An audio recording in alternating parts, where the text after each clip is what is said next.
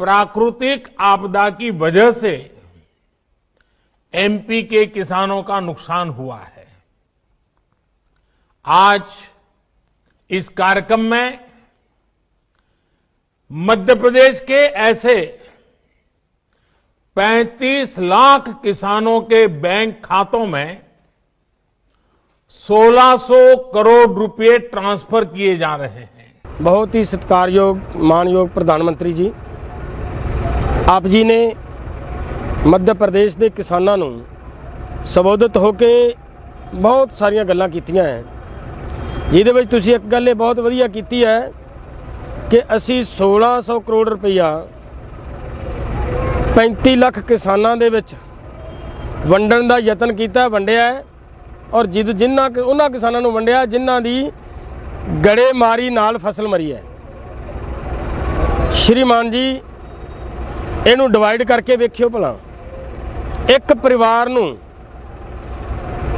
ਲਗਭਗ 4571 ਰੁਪਏ ਵੰਡੇ ਆ ਰਹੇ ਨੇ ਤੇ ਇੱਕ ਪਰਿਵਾਰ ਨੂੰ ਜੇਕਰ ਕਣਕ ਦਾ ਆਟਾ ਮੁੱਲ ਲੈਣਾ ਪੈ ਗਿਆ, ਜਦੋਂ ਫਸਲ ਮਰ ਗਈ ਆਟਾ ਕਣਕ ਦਾ ਮੁੱਲ ਲੈਣੀ ਪਏਗੀ ਨਾ, ਤੇ ਜਦੋਂ ਕਣਕ ਦਾ ਆਟਾ ਅੱਜ ਦੇ ਭਾਵਾਂ ਦੇ ਮੁਤਾਬਕ ਮੁੱਲ ਲੈਣਾ ਪੈ ਗਿਆ ਨਾ, ਤੇ ਇਹ ਵੱਧ ਤੋਂ ਵੱਧ 1.5 ਕੁਇੰਟਲ ਆਟਾ ਅੱਜ ਦੇ ਭਾਅ ਮੁਤਾਬਕ ਆਉਣਾ ਹੈ ਤੇ ਕਿਸਾਨ ਨੂੰ ਫਸਲ 6 ਮਹੀਨੇ ਬਾਅਦ ਆਉਣੀ ਹੈ।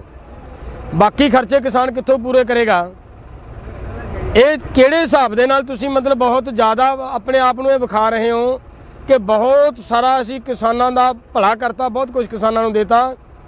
ਇਹ ਨਹੀਂ ਸੋਚਿਆ ਕਿ ਕਿਸਾਨ ਦਾ ਬਾਕੀ ਸਮਾਂ, ਬਾਕੀ ਜ਼ਿੰਦਗੀ 6 ਮਹੀਨੇ ਦਾ ਸਮਾਂ ਕਿਵੇਂ ਲੰਘੇਗਾ। ਸ਼੍ਰੀਮਾਨ ਜੀ, ਇਹ 4571 ਰੁਪਈਆਂ ਦੇ ਨਾਲ 6 ਮਹੀਨਿਆਂ ਤੱਕ ਗੁਜ਼ਾਰਾ ਪਰਿਵਾਰ ਦਾ ਹੋ ਸਕਦਾ ਹੈ ਔਰ ਦੇਸ਼ ਦੇ ਆਮ ਲੋਕ ਸਾਰੇ ਕਿਸਾਨ ਪਰਿਵਾਰਾਂ ਨੂੰ ਮੈਂ ਪੁੱਛਣਾ ਚਾਹੁੰਦਾ ਹਾਂ ਕਿ ਤੁਸੀਂ ਦੱਸੋ ਕਿ ਇਹ ਹੋ ਸਕਦਾ ਹੈ?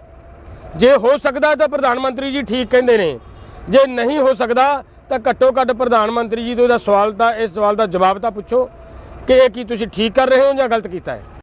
हमारी सरकार ने किसान क्रेडिट कार्ड की सुविधा देश के हर किसान के लिए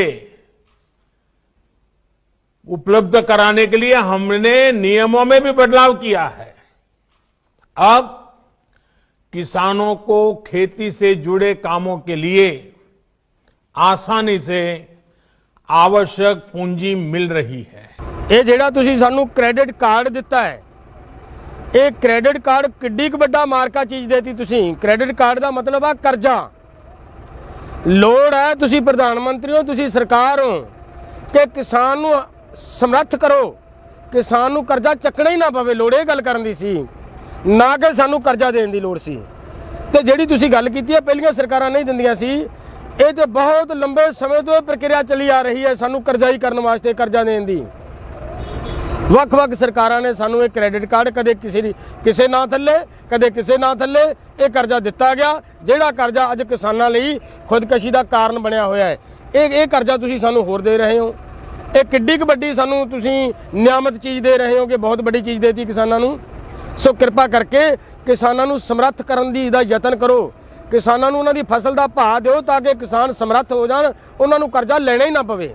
मैं खुद बोल रहा हूं कि भाई आपको कानून में किस क्लॉज में क्या दिक्कत है बताइए, जो भी दिक्कत है वो आप बताइए।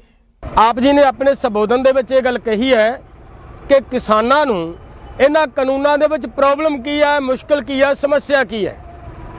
ਤੇ ਮੈਂ ਆਪ ਜੀ ਨੂੰ ਵੀ ਦੱਸਣਾ ਚਾਹੁੰਦਾ ਤੇ ਹੋਰ ਲੋਕ ਕਿਸਾਨ ਪਰਿਵਾਰਾਂ ਨੂੰ ਵੀ ਦੱਸਣਾ ਚਾਹੁੰਦਾ ਹੈ ਕਿ ਸਮਝਿਓ ਕਿ ਇਹਦੇ ਵਿੱਚ ਨੁਕਸ ਕੀ ਹੈ, ਇਹਦੇ ਵਿੱਚ ਪ੍ਰੋਬਲਮ ਕੀ ਹੈ ਕਾਨੂੰਨਾਂ 'ਚ। ਸਭ ਤੋਂ ਪਹਿਲੀ ਪ੍ਰੋਬਲਮ ਇਹ ਹੈ ਕਿ ਇਹਨਾਂ ਕਾਨੂੰਨਾਂ ਦੇ ਰਾਹੀਂ ਰਾਜਾਂ ਦੇ ਅਧਿਕਾਰਾਂ ਦੇ ਵਿੱਚ ਦਖਲਅੰਦਾਜ਼ੀ ਕੀਤੀ ਗਈ ਹੈ ਗੈਰ ਕਾਨੂੰਨੀ ਢੰਗ ਦੇ ਨਾਲ ਭਾਰਤ ਸਰਕਾਰ ਵੱਲੋਂ। ਪਹਿਲਾ ਸਭ ਤੋਂ ਪਹਿਲਾ ਨੁਕਸ ਇਹ ਹੈ। ਦੂਸਰਾ ਨੁਕਸ ਇਹ ਹੈ ਇਹਦੇ ਵਿੱਚ ਕਿ ਤੁਸੀਂ ਸਰਕਾਰੀ ਮੰਡੀ ਦੇ ਪੈਰਲਰ ਮੰਡੀ ਬਣਾਉਣ ਦਾ ਯਤਨ ਕਰ ਰਹੇ ਹੋ। ਕਿਉਂ ਨਹੀਂ ਸਰਕਾਰੀ ਮੰਡੀ ਦੇ ਵਿੱਚ ਹੀ ਪ੍ਰਾਈਵੇਟ ਪਲੇਅਰ ਨੂੰ ਫਸਲ ਖਰੀਦਣ ਲਈ ਕਿਹਾ ਜਾਂਦਾ?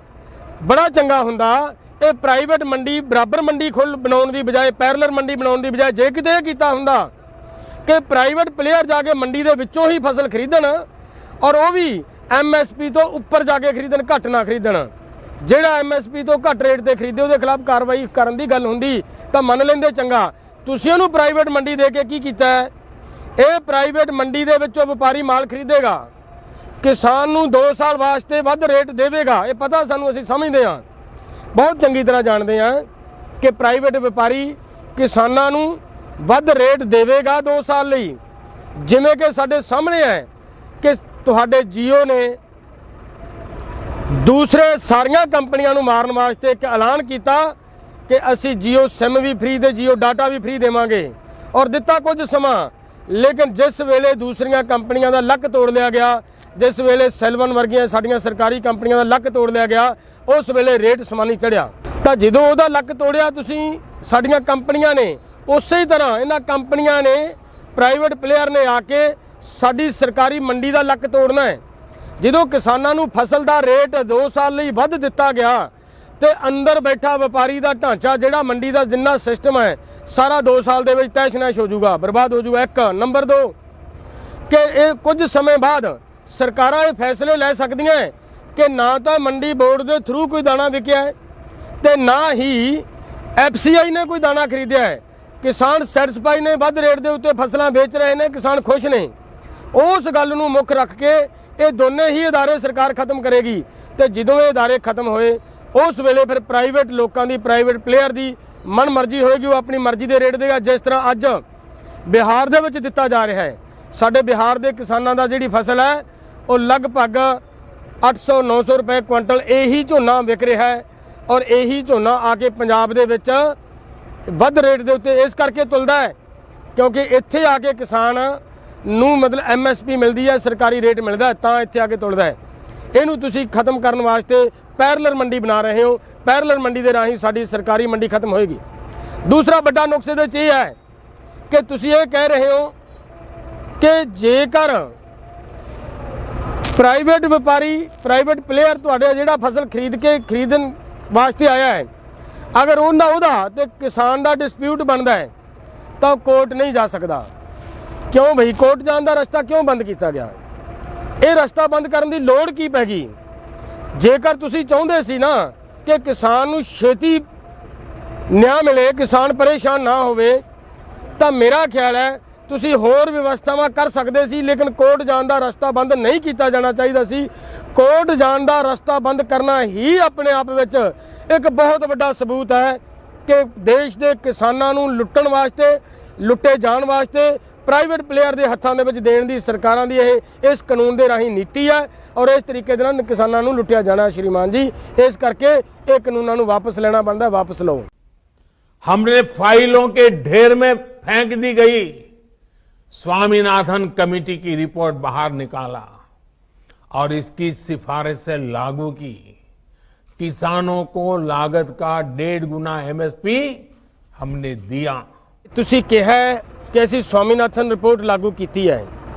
ਬੜਾ ਦੁੱਖ ਹੋਇਆ ਹੈ ਸੁਣ ਕੇ ਕਿ ਸਾਡੇ ਦੇਸ਼ ਦਾ ਪ੍ਰਧਾਨ ਮੰਤਰੀ ਵੀ ਝੂਠ ਬੋਲ ਲੈਂਦਾ ਹੈ। ਇਹ ਦੁੱਖ ਹੋਇਆ ਹੈ। ਤੁਸੀਂ ਆਪ ਯਾਦ ਕਰੋ ਪ੍ਰਧਾਨ ਮੰਤਰੀ ਜੀ, ਜਿਸ ਵੇਲੇ ਸੁਪਰੀਮ ਕੋਰਟ ਦੇ ਵਿੱਚ, ਮਾਨਯੋਗ ਸੁਪਰੀਮ ਕੋਰਟ ਦੇ ਵਿੱਚ ਸਵਾਮੀਨਾਥਨ ਦੀ ਰਿਪੋਰਟ ਨੂੰ ਲਾਗੂ ਕਰਵਾਉਣ ਲਈ ਇੱਕ ਕੇਸ ਚੱਲ ਰਿਹਾ ਸੀ ਤੇ ਤੁਹਾਡੀ ਸਰਕਾਰ ਨੇ 2015 ਦੇ ਵਿੱਚ ਫਰੋਲੋ ਆਪਦੇ ਕਾਗਜ਼ ਉਦੋਂ ਇੱਕ ਐਫੀਡੇਵਿਟ ਦਿੱਤਾ ਹੈ, ਜਿਸ ਐਫੀਡੇਵਿਟ ਦੇ ਵਿੱਚ ਇਹ ਕਿਹਾ ਗਿਆ ਹੈ ਕਿ ਅਗਰ ਸਵਾਮੀਨਾਥਨ ਦੀ ਰਿਪੋਰਟ ਲਾਗੂ ਕਰਤੀ ਤਾਂ ਬਾਜ਼ਾਰ ਦੇ ਵਿੱਚ ਅਫੜਾ ਤਫੜੀ ਦਾ ਮਾਹੌਲ ਬਣ ਜੂ, ਦੇਸ਼ ਦੇ ਅੰਦਰ ਉਥਲ ਪੁਥਲ ਮਚ ਜੂ। ਇਹ ਕਿਹਾ ਸੀ ਤੁਸੀਂ। ਤੇ ਜਿਹੜੀ ਲਾਗੂ ਕਰਨ ਦੀ ਤੁਸੀਂ ਗੱਲ ਕਰਦੇ ਹੋ, ਜੇ ਸੱਚੀਓ ਲਾਗੂ ਕਰਤੀ ਤਾਂ ਫਿਰ ਇੱਕ ਕੰਮ ਹੋਰ ਕਰ ਦਿਓ, ਜੇ ਲਾਗੂ ਕੀਤੀ ਹੈ ਤਾਂ ਸਾਨੂੰ ਵੀ ਯਕੀਨ ਆ ਜੂ, ਘੱਟੋ ਘੱਟ ਨੋਟੀਫਿਕੇਸ਼ਨ ਤੇ ਜਾਰੀ ਕਰ ਦਿਓ। ਅਗਰ ਤੁਸੀਂ ਨੋਟੀਫਿਕੇਸ਼ਨ ਜਾਰੀ ਕਰ ਦਿਓਗੇ ਤਾਂ ਸਾਰੇ ਦੇਸ਼ ਦਾ ਕਿਸਾਨ ਮੰਨ ਜੂਗਾ ਤੁਹਾਡੀ ਗੱਲ ਕਿ ਸੱਚੀ ਹੈ। ਤੇ ਜੇ ਨੋਟੀਫਿਕੇਸ਼ਨ ਹੀ ਜਾਰੀ ਹੁੰਦਾ ਤਾਂ ਫਿਰ ਤੁਸੀਂ ਆਪਣੇ ਆਪ ਸਮਝ ਲਓ ਕੀ ਹੈ ਗੱਲ, ਤੇ देश के लोगों तुसी भी समझ लो कि प्रधानमंत्री जी इस गल दे विच कितनी सच्चाई है। हमारे देश में किसानों के साथ धोखाधड़ी का एक बहुत ही बड़ा उदाहरण है कांग्रेस सरकारों के द्वारा की गई कर्ज माफी। जब 2 साल पहले मध्य प्रदेश में चुनाव होने वाले थे तो कर्ज माफी का वायदा किया गया था। कहा गया था कि सरकार बनने के 10 दिन के भीतर सारे किसानों का कर्ज माफ कर दिया जाएगा।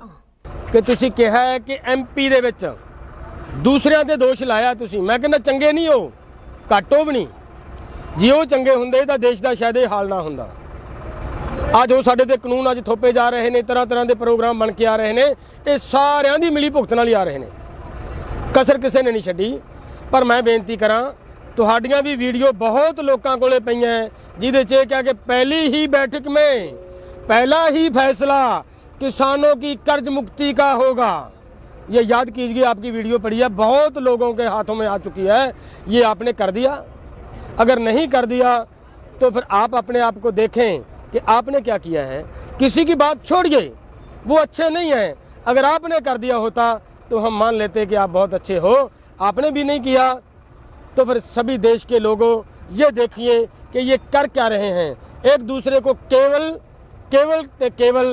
दोषी ठहराने जोर देता हुआ। आज यूरिया की किल्लत की खबरें नहीं आती, यूरिया के लिए किसानों को लाठी नहीं खानी पड़ती।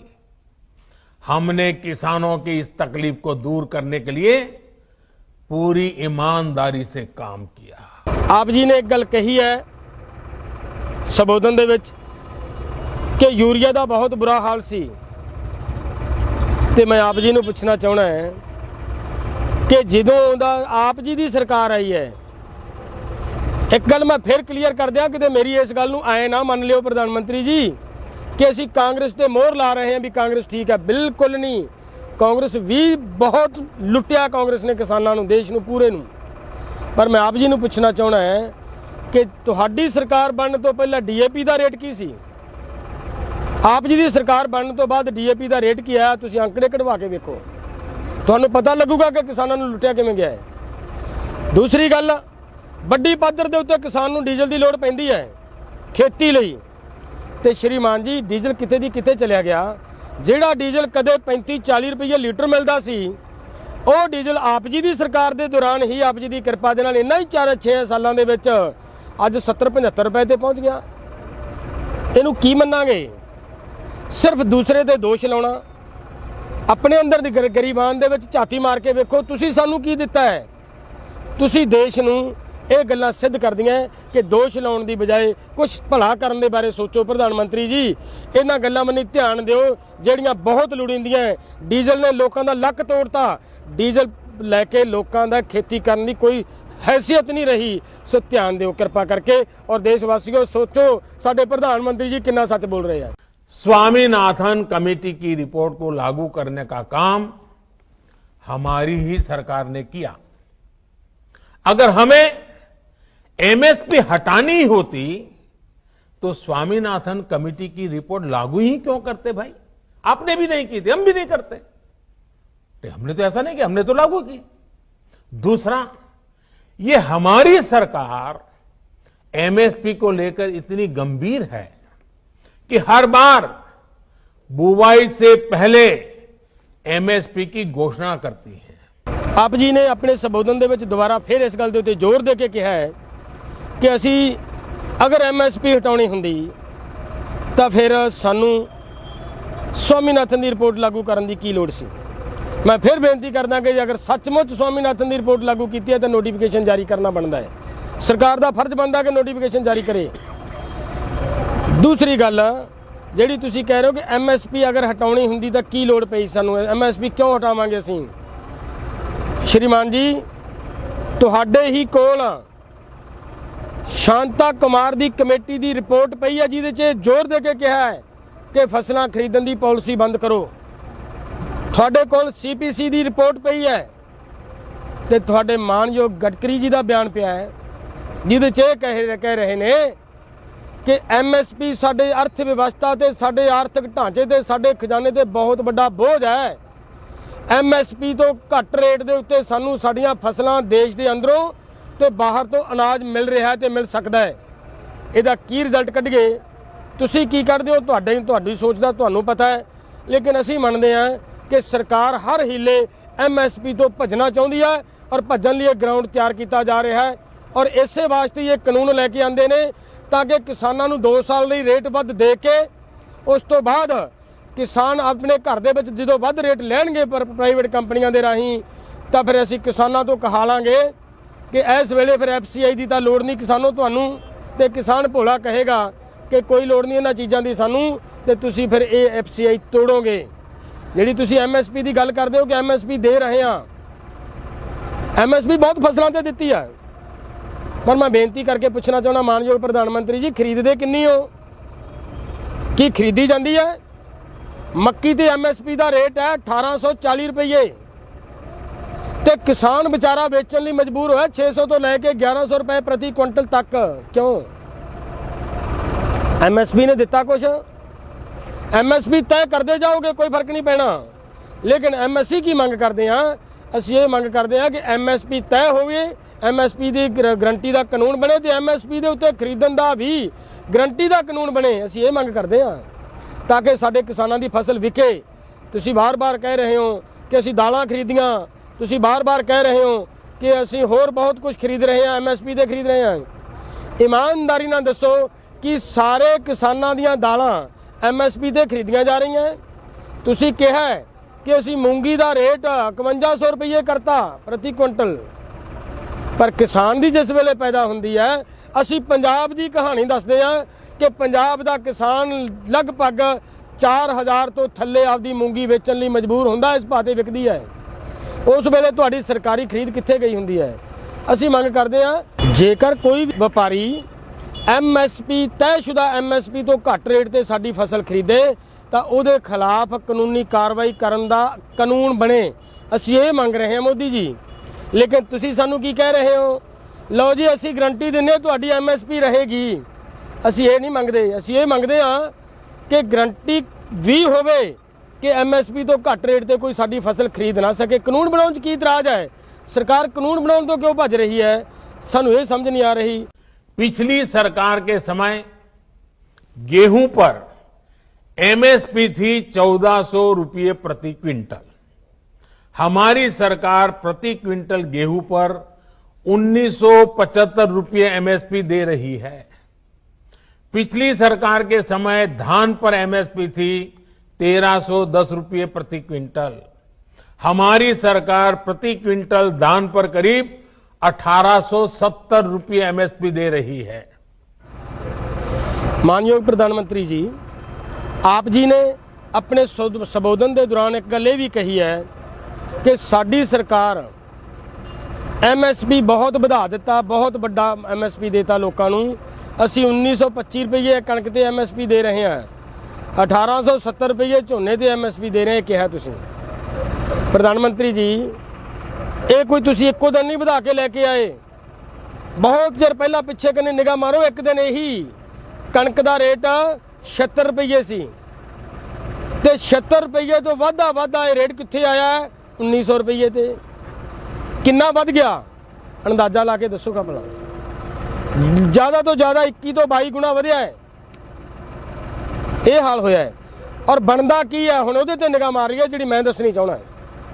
अगर सच्चियों ईमानदारी नाल स्वामीनाथन की रिपोर्ट लागू हुई हुंदी जां कीती है तां जिहड़ी कणक दा रेट है ये अज 4800 रुपया प्रति क्विंटल बनदा। प्रधानमंत्री जी 4800 रुपया प्रति क्विंटल। झोने का रेट अज के मुताबिक लागत खर्चों के मुताबिक लगभग 3400 रुपया प्रति क्विंटल बनता। क्यों कह रहा मैं प्रति क्विंटल बनता? झोने के उत्ते 2200 रुपया प्रति क्विंटल लागत खर्चा है। लागत खर्चा और किसान का श्रीमान जी लागत खर्चा 2200 तो तुसी दे रहे हो 1800। हजे कह रहे हो स्वामीनाथन की रिपोर्ट देती किसान को बहुत कुछ देता। कणक के उत्ते किसान का लागत खर्चा 3200 रुपया प्रति क्विंटल, 3200 ते दे रहे हो 1900। कह रहे हो बहुत मार्का मार लिया, बहुत बड़ा रेट देता। तो प्रधानमंत्री जी कृपा करो, अगर सचमुच स्वामीनाथन की रिपोर्ट दे रहे हो तो झोने का रेट 3300 रुपया देना बनता घट्टो घट्ट, तो जी नाल ही कणक का रेट अपना 4800 रुपया देना बनता। जो गन्ने का रेट है 788 रुपये प्रति क्विंटल बनता है, तो दे कितना रहे हो 310 रुपये। तो 310 भी खरीदा नहीं जा रहा, उत्थे भी लुटिया जा रहा किसान। सो इस करके ये भी तुहाडी सच्चाई है जिहड़ी इन्हां गल्लां दे नाल स्पष्ट होंदी है, क्लीयर है कि तुसीं कर की रहे हो। और देशवासियों ਤੁਹਾਨੂੰ ਵੀ ਪਤਾ ਹੈ ਆ ਸਾਰੀ ਕਹਾਣੀ ਸਾਰੀ ਗੱਲਬਾਤ ਦੇ ਵਿੱਚੋਂ ਤੁਹਾਡੇ ਸਾਹਮਣੇ ਜੋ ਗੱਲ ਨਿਕਲ ਕੇ ਆਈ ਹੈ ਕਿ ਸਾਡੇ ਪ੍ਰਧਾਨ ਮੰਤਰੀ ਜੀ ਨੇ ਇਸ ਸੰਬੋਧਨ ਦੇ ਵਿੱਚ ਭਾਸ਼ਣ ਦੇ ਵਿੱਚ ਕਿੰਨਾ ਸੱਚ ਬੋਲਿਆ ਹੈ ਤੇ ਕਿੰਨਾ ਝੂਠ ਬੋਲਿਆ ਹੈ ਇਹ ਤੁਸੀਂ ਦੇਖ ਲਿਆ। ਤੇ ਕਿਰਪਾ ਕਰਕੇ ਸਾਡੀ ਇਸ ਗੱਲਬਾਤ ਦੇ ਉੱਤੇ ਤੁਸੀਂ ਆਪਣੇ ਕਮੈਂਟ ਜ਼ਰੂਰ ਦਿਓ, ਸਾਨੂੰ ਪਤਾ ਲੱਗੇ ਕਿ ਜੋ ਅਸੀਂ ਲੜਾਈ ਲੜ ਰਹੇ ਹਾਂ ਕਿ ਅਸੀਂ ਜਾਇਜ਼ ਲੜਾਈ ਲੜ ਰਹੇ ਹਾਂ ਜਾਂ ਪ੍ਰਧਾਨ ਮੰਤਰੀ ਜੀ ਜੋ ਝੂਠ ਬੋਲ ਰਿਹਾ ਹੈ ਉਹਦੇ ਵਿੱਚ ਕਿੰਨਾ ਸੱਚਾਈ ਹੈ ਉਹ ਸਾਨੂੰ ਪਤਾ ਲੱਗ ਸਕੇ। कृषि सुधारों से जुड़ा एक और झूठ फैलाया जा रहा है एपीएमसी यानी हमारी मंडियों को लेकर के। हमने कानून में क्या किया है? हमने कानून में किसानों को आजादी दी है, नया विकल्प दिया है।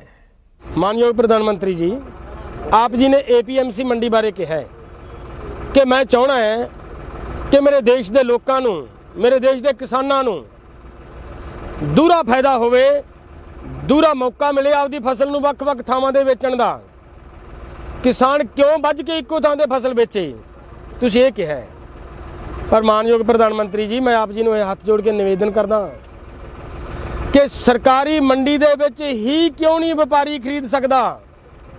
ਕਿਸਾਨ ਜੇ ਜਾਵੇ ਬਾਹਰ ਵੇਚਣ ਵਾਸਤੇ ਤੇ ਤੁਸੀਂ ਵਪਾਰੀ ਨੂੰ ਕਿਉਂ ਨਹੀਂ ਕਹਿੰਦੇ ਕਿ ਵੀ ਤੂੰ ਸਰਕਾਰੀ ਮੰਡੀ 'ਚ ਜਾ ਜਿਹੜੀ ਚੱਲ ਰਹੀ ਹੈ।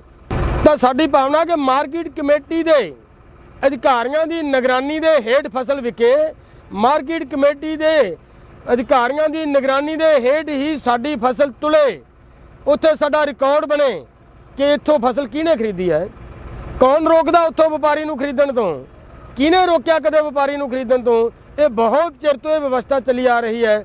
ਅੱਜ ਕੀ ਲੋੜ ਪੈ ਗਈ ਇਹ ਨਵਾਂ ਕਰਕੇ ਦੇਣ ਦੀ ਕਿ ਨਹੀਂ ਬਾਹਰ ਖਰੀਦੇ। ਬਾਹਰ ਖਰੀਦਣ ਦੇ ਵਾਸਤੇ ਜਿਹੜੀ ਤੁਸੀਂ ਨਵੀਂ ਨੀਤੀ ਲੈ ਕੇ ਆ ਰਹੇ ਹੋ ਇਹ ਬੜੀ ਕਲੀਅਰ ਤੇ ਸਪਸ਼ਟ ਹੈ। ਇਹਦਾ ਮਤਲਬ ਇਹ ਨਿਕਲਦਾ ਹੈ ਕਿ ਤੁਸੀਂ ਸਰਕਾਰੀ ਮੰਡੀ ਦੇ ਪੈਰਲਰ ਪ੍ਰਾਈਵੇਟ ਮੰਡੀ ਸਿਰਫ ਇਸ ਵਾਸਤੇ ਲਿਆ ਰਹੇ ਹੋ ਕਿ ਹੌਲੀ ਹੌਲੀ ਕਿਸਾਨਾਂ ਨੂੰ ਦੂਸਰੇ ਸਿਸਟਮਾਂ ਦੀ ਤਰ੍ਹਾਂ ਜਿਵੇਂ ਜੀਓ ਨੇ ਸੈਲਵਨ ਮਾਰਿਆ, ਜਿਵੇਂ ਪ੍ਰਾਈਵੇਟ ਹਸਪੀਟਲ ਨੇ ਸਰਕਾਰੀ ਹਸਪੀਟਲ ਮਾਰੇ, ਜਿਵੇਂ ਪ੍ਰਾਈਵੇਟ ਸਕੂਲਾਂ ਨੇ ਸਰਕਾਰੀ ਸਕੂਲ ਮਾਰੇ, ਜਿਵੇਂ ਪ੍ਰਾਈਵੇਟ ਟਰਾਂਸਪੋਰਟ ਨੇ ਸਰਕਾਰੀ ਟਰਾਂਸਪੋਰਟ ਦਾ ਬੇੜਾ ਗਰਕ ਕੀਤਾ, ਇਸੇ ਤਰ੍ਹਾਂ ਤੁਸੀਂ ਸਾਡਾ ਮੰਡੀ ਦਾ ਢਾਂਚਾ ਖਤਮ ਕਰਵਾਉਣਾ ਚਾਹੁੰਦੇ ਹੋ। ਸਾਡੀ ਹੱਥ ਬੰਨ੍ਹ ਕੇ ਬੇਨਤੀ ਹੈ ਕਿਰਪਾ ਕਰੋ। ਬਹੁਤ ਵਧੀਆ ਅੱਜ ਕਰਨਾ ਕੀ ਬਣਦਾ ਪ੍ਰਧਾਨ ਮੰਤਰੀ ਜੀ, ਧਿਆਨ ਦਿਓ ਕਰਨਾ ਕੀ ਬਣਦਾ ਹੈ। ਪੰਜਾਬ ਇੱਕ ਕੱਲੀ ਮੰਡੀ ਹੈ ਹਿੰਦੁਸਤਾਨ ਦੇ ਨਹੀਂ ਵਰਲਡ ਦੇ ਵਿੱਚ ਜਿਹੜੀ ਇਸ ਗੱਲ ਤੇ ਮੰਨੀ ਜਾਂਦੀ ਹੈ ਕਿ ਬਾਹਰਲੇ ਸਟੇਟਾਂ ਸਾਰੀਆਂ ਨਾਲੋਂ ਵਧੀਆ ਜੇ ਪ੍ਰਬੰਧ ਹੈ ਤਾਂ ਪੰਜਾਬ ਦੀਆਂ ਮੰਡੀਆਂ 'ਚ ਹੈ। ਤੁਸੀਂ ਯਾਦ ਕਰੋ ਸਾਨੂੰ ਛੇੜਨ ਦੀ ਬਜਾਏ, ਸਾਡੀ ਮੰਡੀ ਤੋੜਨ ਦੀ ਬਜਾਏ ਸਾਨੂੰ ਨਾ ਛੇੜੋ। ਕਿਤੇ ਕਿਰਪਾ ਕਰਕੇ ਉਹ ਵਿਚਾਰੇ ਬਿਹਾਰ ਵਾਲੇ ਜਿਹੜੇ 700 ਨੂੰ 800 ਨੂੰ ਝੋਨਾ ਵੇਚਣ ਲਈ ਮਜਬੂਰ ਹੈ, ਇੱਕ ਵਾਰੀ ਉਹਨਾਂ ਨੂੰ ਪ੍ਰੋਗਰੈਸ ਦੇ ਦਿਓ, ਇਹ ਉਹਨਾਂ ਦਾ ਵਿਕਾਸ ਕਰ ਲਿਓ, ਫਿਰ ਅਸੀਂ ਆਪਣੇ ਆਪ ਮੰਗ ਲਾਂਗੇ ਵੀ ਸਾਨੂੰ ਵੀ ਦੇ ਦਿਓ। ਇਹ ਸਾਡਾ ਢਾਂਚਾ ਤੋੜ ਕੇ ਬਿਹਾਰ ਵਾਲਾ ਕਰਨ ਲੱਗੇ ਹੋ। ਇਹਦਾ ਮਤਲਬ ਕੀ ਨਿਕਲਦਾ ਹੈ ਕਿ ਦੇਸ਼ ਦੇ ਕਿਸਾਨ ਨੂੰ ਆਪਾਂ ਮਾਰਨਾ ਚਾਹੁੰਦੇ ਹਾਂ। ਤਾਂ ਮੇਰੇ ਵੀਰੋ ਜਿਹੜੇ ਸਾਡੇ ਕਿਸਾਨ ਭਰਾਵਾਂ ਨੂੰ ਮੈਂ ਇਹ ਵੀ ਬੇਨਤੀ ਕਰੂੰਗਾ, ਸਾਡੇ ਆਮ ਲੋਕਾਂ ਨੂੰ ਵੀ ਬੇਨਤੀ ਕਰੂੰਗਾ ਕਿ ਜਿਹੜੀ ਮੈਂ ਇਹ ਗੱਲ ਦੱਸ ਰਿਹਾ ਕਿਰਪਾ ਕਰਕੇ ਇਹਦੇ ਤੇ ਤੁਸੀਂ ਆਪਦੇ ਕਮੈਂਟ ਕਰਕੇ ਜ਼ਰੂਰ ਦੱਸਣ ਦਾ ਯਤਨ ਕਰਿਓ ਕਿ ਕੀ ਅਸੀਂ ਗਲਤ ਲੜਾਈ ਲੜ ਰਹੇ ਹਾਂ ਜਾਂ ਸਾਡੀ ਮੰਗ ਜਾਇਜ਼।